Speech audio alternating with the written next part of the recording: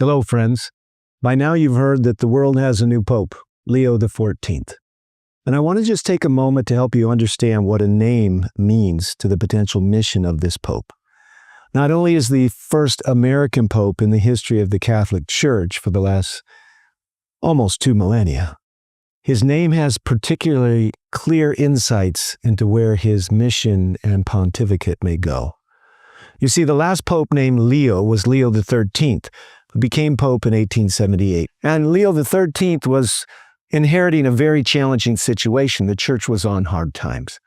The papal states had been annexed by the country of Italy, and the pope was actually a prisoner inside the Vatican. And this was the state for the pope for about 30 years.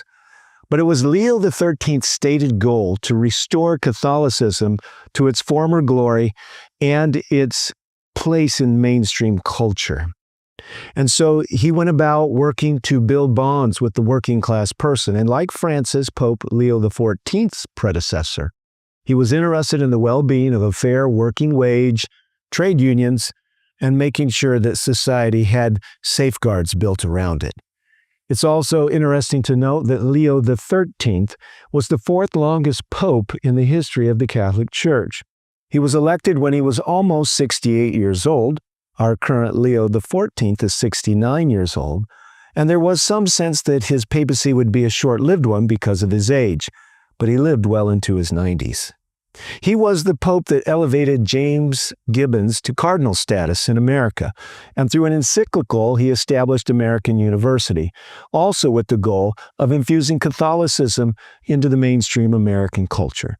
And of course, James Gibbons may be a name that you recognize if you've sat through many prophecy seminars, because he is the one that we quote with quite a great degree of authority that there's no biblical basis for changing the Sabbath from Saturday to Sunday.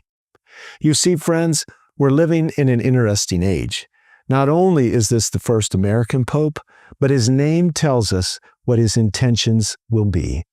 Our president has acknowledged the greatness in his mind of electing an American pope, and it's very possible that this pope, like president, has a goal, and that is to make Catholicism great again. I want you to think about this, friends, as we consider where we are in prophetic history. God has called us to this time, this place, and this hour. Not only are there 3 angels' messages, but there's a 4th angel of Revelation 18.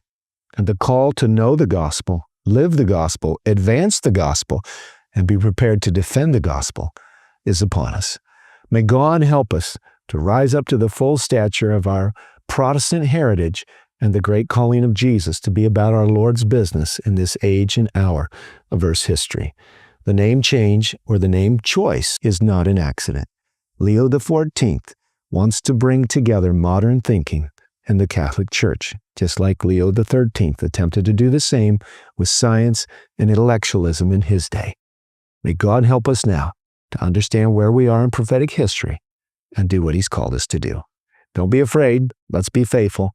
Brave men to the battle, study the prophecies, learn what your duty is, and be sure to be a part of helping get the great news out of the gospel that the Protestant message given to the Seventh-day Adventist Church is destined to proclaim.